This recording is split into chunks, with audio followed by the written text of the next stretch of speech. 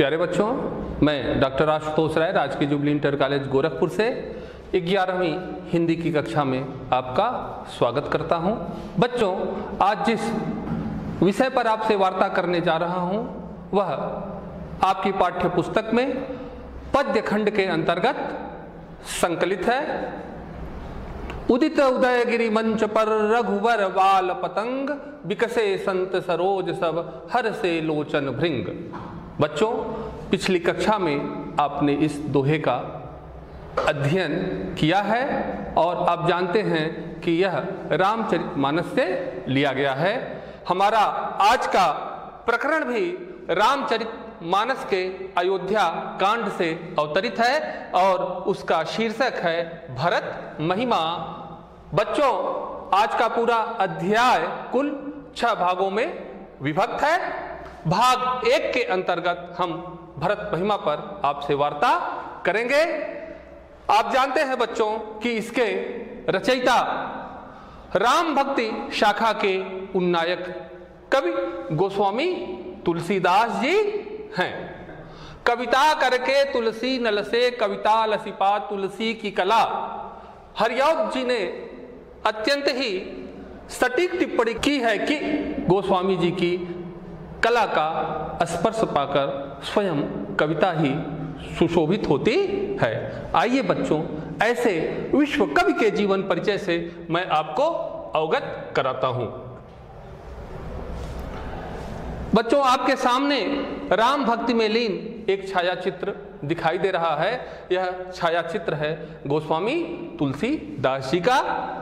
आपका जन्म सन 1532 ईस्वी में उत्तर प्रदेश के बांदा जिले के राजापुर नामक ग्राम में हुआ।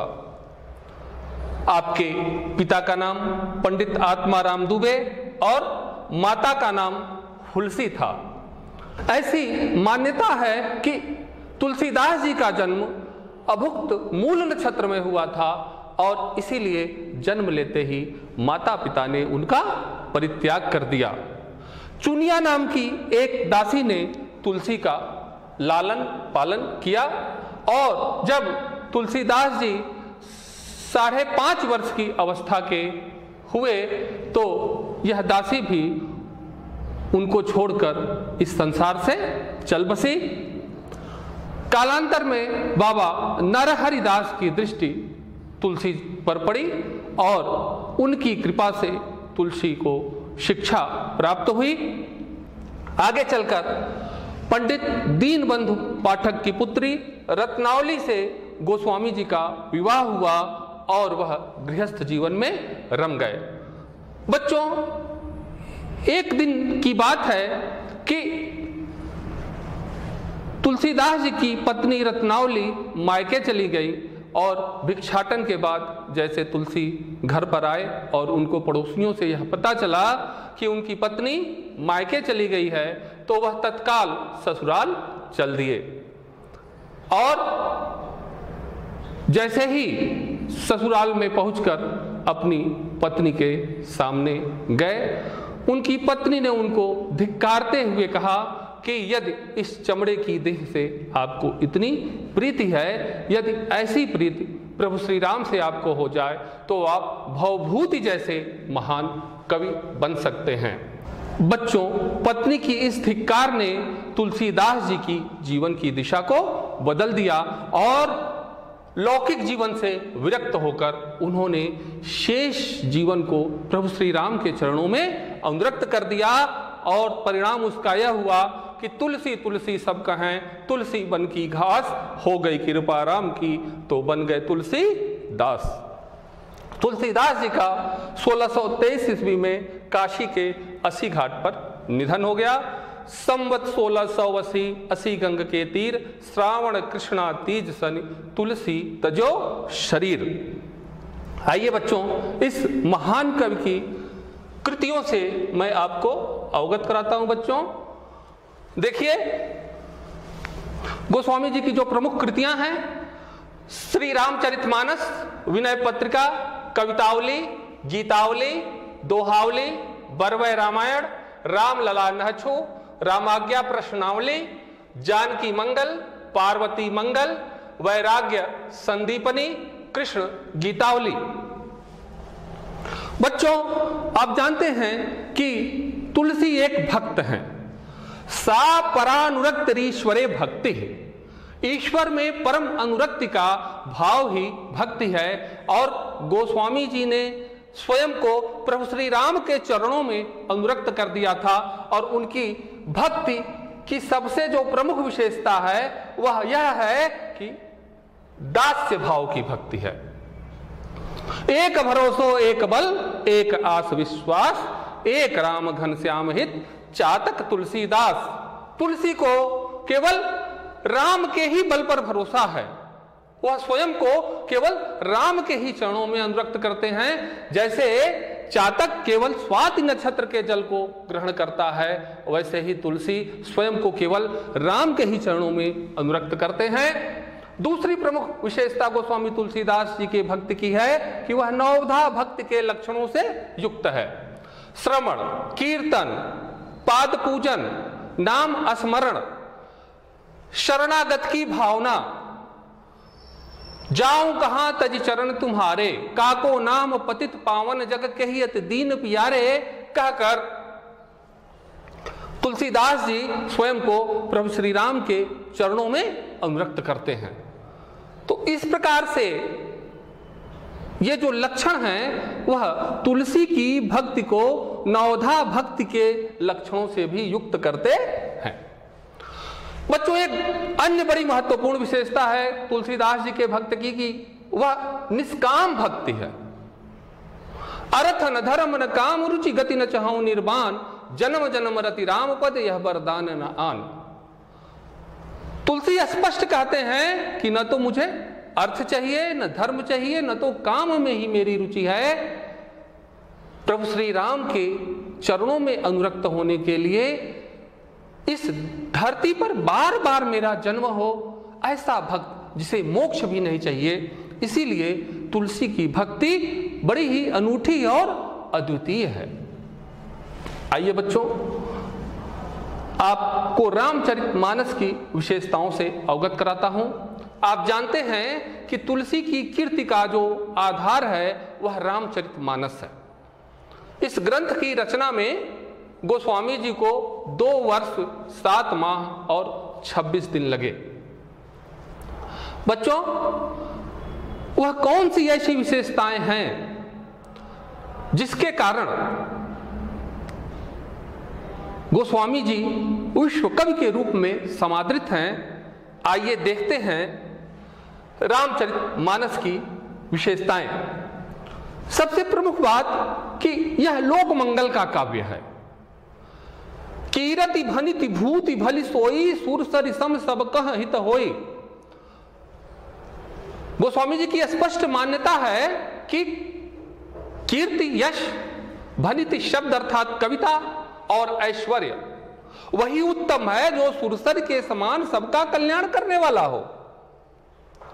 और इसी के अनुरूप रामचरितमानस में भी उन्होंने लोक मंगल की स्थापना की है।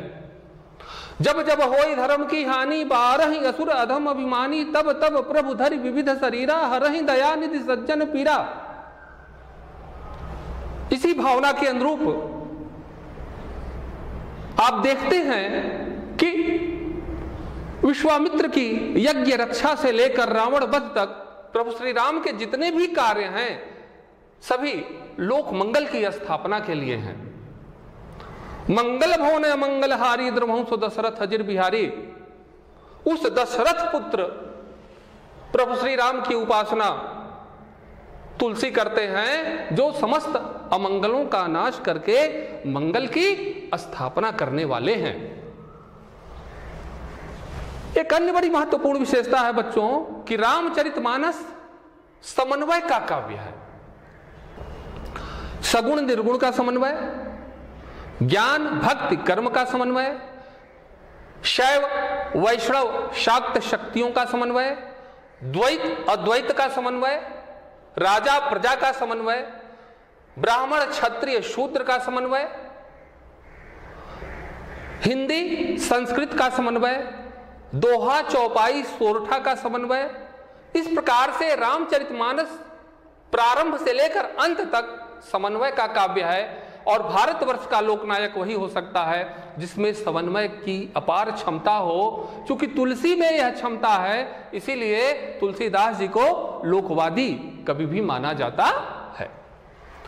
बच्चों, जहां तक तुलसी की भाषा का प्रश्न है तो मुख्य रूप से तुलसी की भाषा अवधी मानी जाती है, किंतु गीतावली, कवितावली, विनय पत्रिका जैसे कुछ महत्वपूर्ण ग्रंथों की रचना तुलसीदास जी ने ब्रज भाषा में भी की है।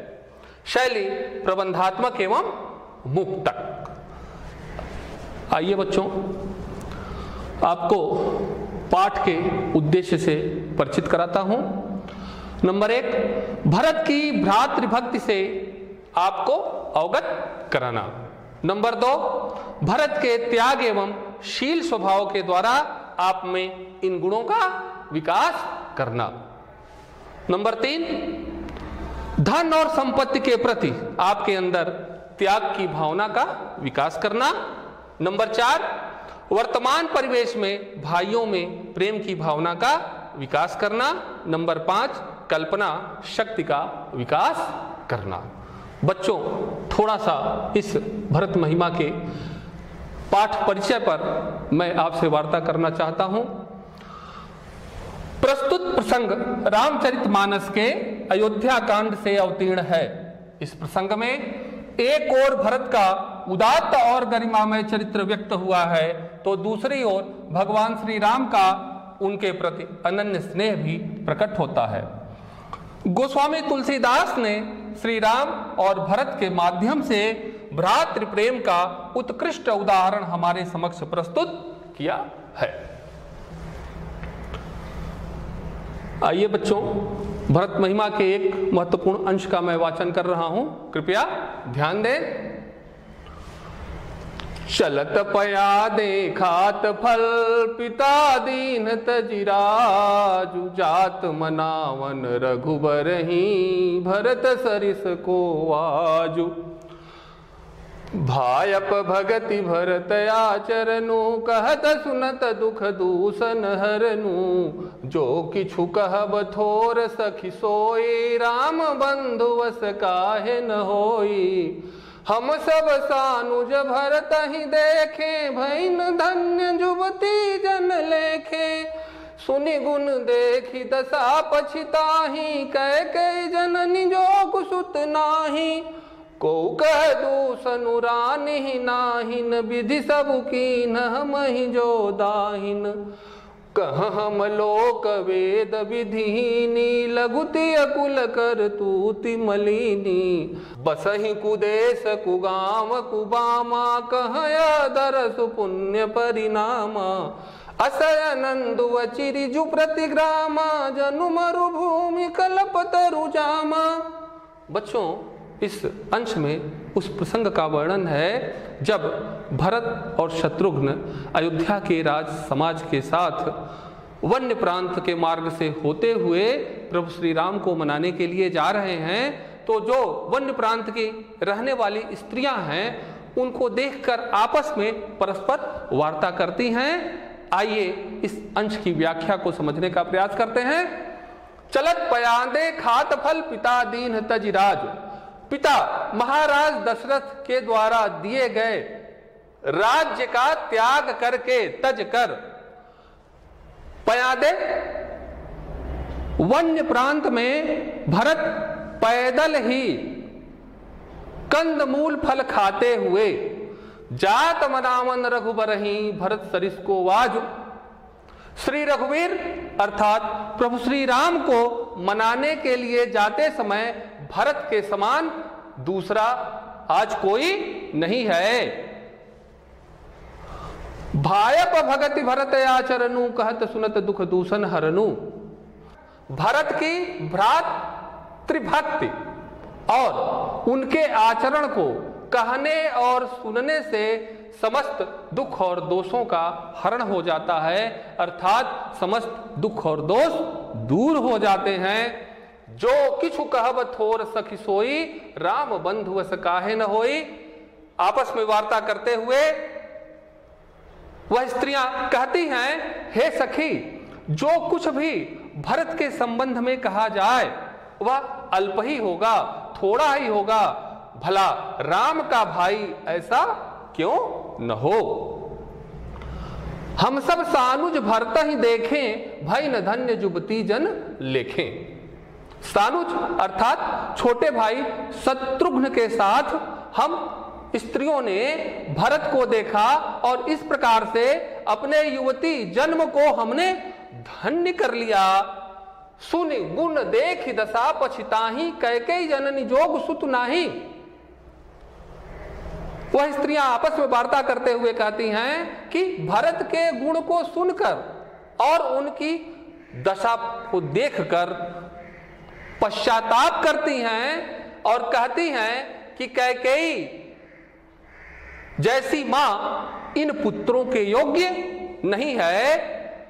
को कह दूषण रानी ही नाहिन, विधि सब कीन हम ही जो दाहिन। तो उसमें से कोई अन्य स्त्री कहती है कि इसमें रानी का कोई दोष नहीं है, यह सब कुछ विधाता की इच्छा से हुआ है जो हमारे लिए अत्यंत अनुकूल है। दाहिन का तात्पर्य अनुकूल से है। कहा हम लोक वेद विधिहीनी, लघुतीय कुल करतूति मलिनी। कहा हम लोक और वेद दोनों की विधियों से हीन, कुल और करतूत दोनों से मलिन तुच्छ स्त्रियां, बसही कुदेश कुगांव कुबामा, कहा यह दरस पुण्य परिणामा। कुदेश कुगांव वन्य प्रांत के अविकसित गांवों में निवास करने वाली हम स्त्रियां, चूंकि यह अविकसित क्षेत्र में निवास करती हैं इसीलिए स्वयं को कुबामा कहती हैं।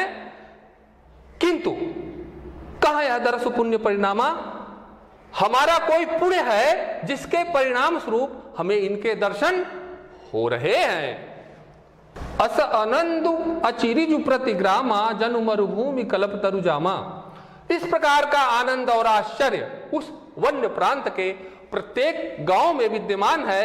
जैसे मानो, जनु लगा हुआ है बच्चों, उत्प्रेक्षा अलंकार है, जैसे मानो मरुस्थल में कल्पतरु उग आया हो।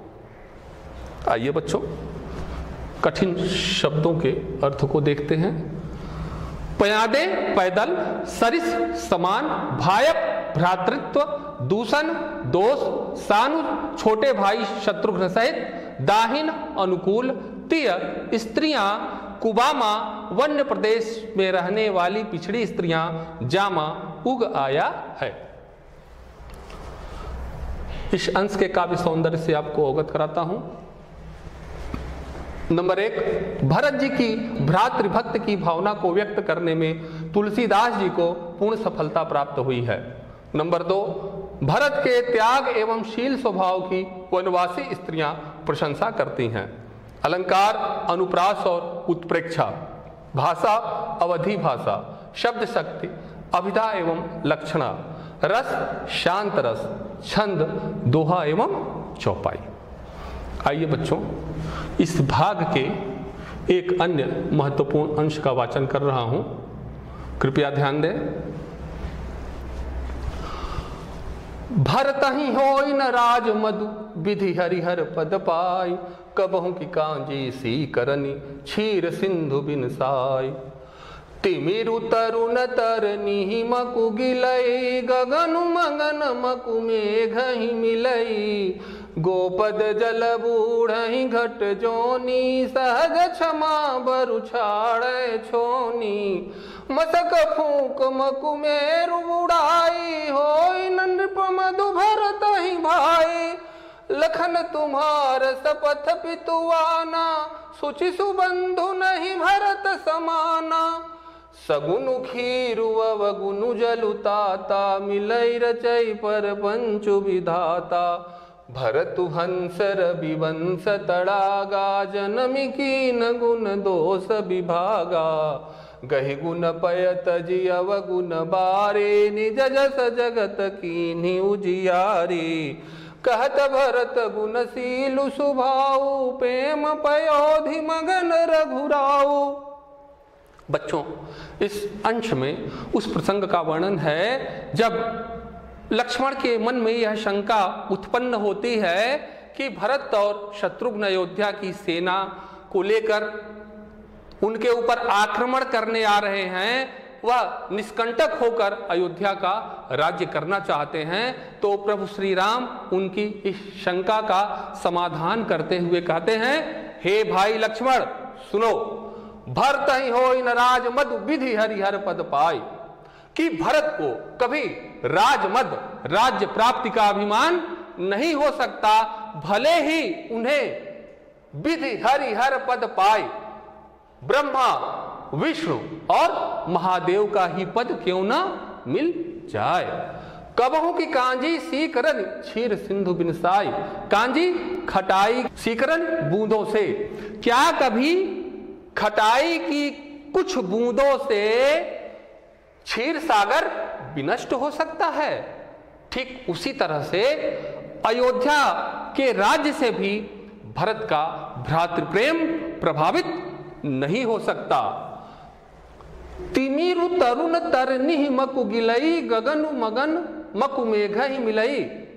हे लक्ष्मण, इस संसार में चाहे कितने भी असंभव कार्य क्यों न हो जाएं, तिमिरु अंधकार तरुण तरनिहि, दोपहर का सूर्य अंधकार चाहे दोपहर के सूर्य को निगल ले, गगन मगन मकु मेघ ही मिलई, आकाश बादलों में विलीन हो जाए, गोपद जल बूढ़ई घट जोनी, सहज क्षमा बरु छाणे छोनी। घट जोनी घड़े से उत्पन्न अगस्त्य ऋषि, जिन्होंने क्रोधवश समुद्र को पी लिया था, चाहे अगस्त्य ऋषि गोपद जल गाय के खुर के बराबर जल में डूब जाए और छोनी अर्थात पृथ्वी अपनी सहज क्षमाशीलता का परित्याग कर दे, मसक फूंक मकुमेर उड़ाई होई नृप मत भरता ही भाई।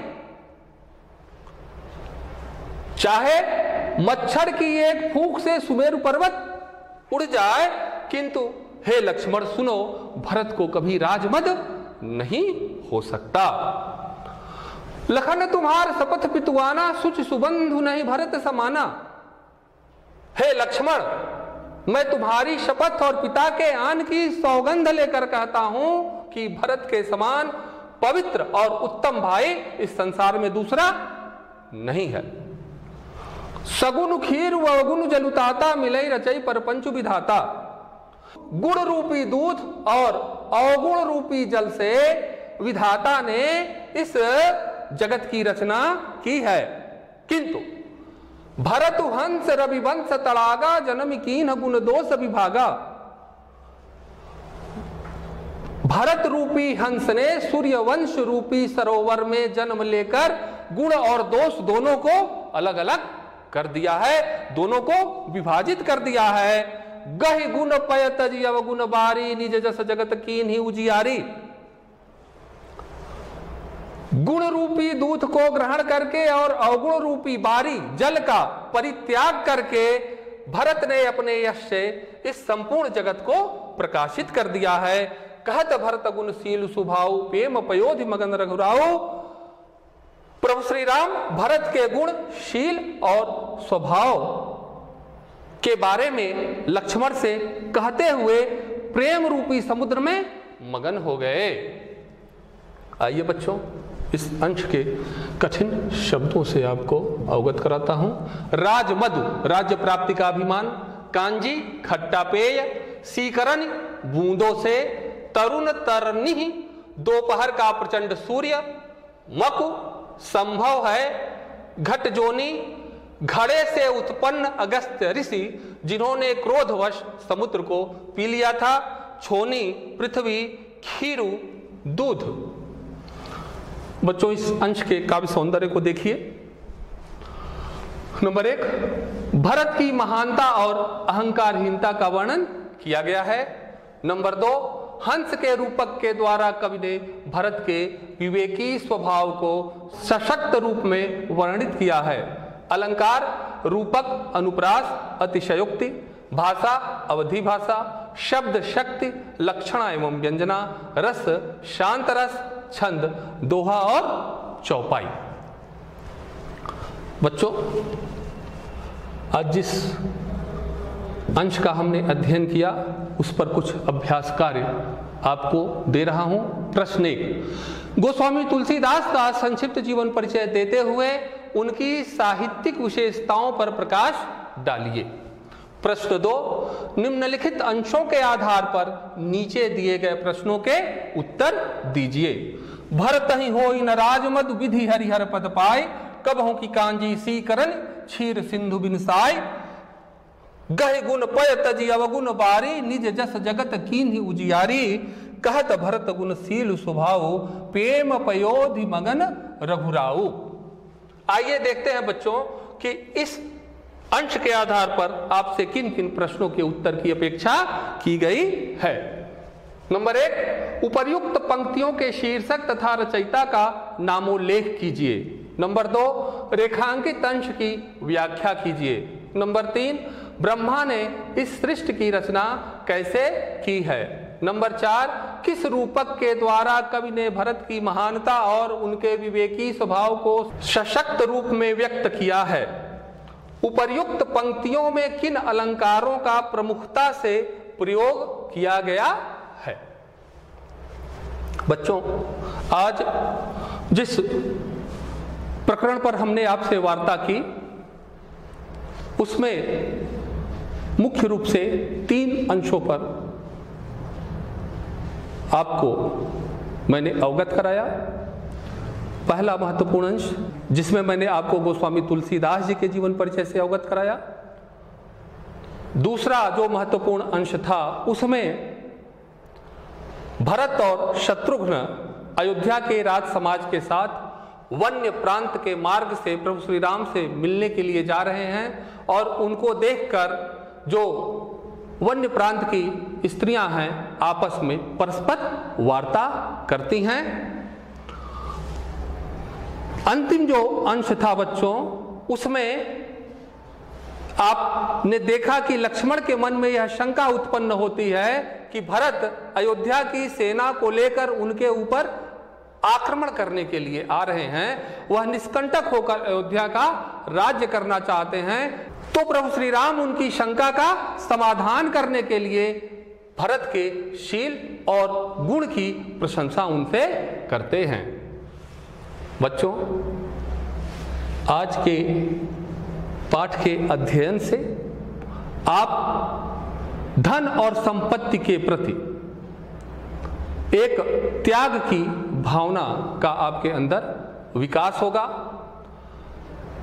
भ्रातृ प्रेम की भावना का आपके अंदर विकास होगा, भाई भाई में कैसे प्रीति बनी रहे जिससे पारिवारिक सौहार्द के द्वारा सामाजिक सौहार्द कायम रह सके, परीक्षा में आप उत्तम अंक अर्जित कर सकेंगे। इन्हीं शब्दों के साथ मैं अपनी वाणी को विराम देता हूं। बहुत बहुत धन्यवाद बच्चों।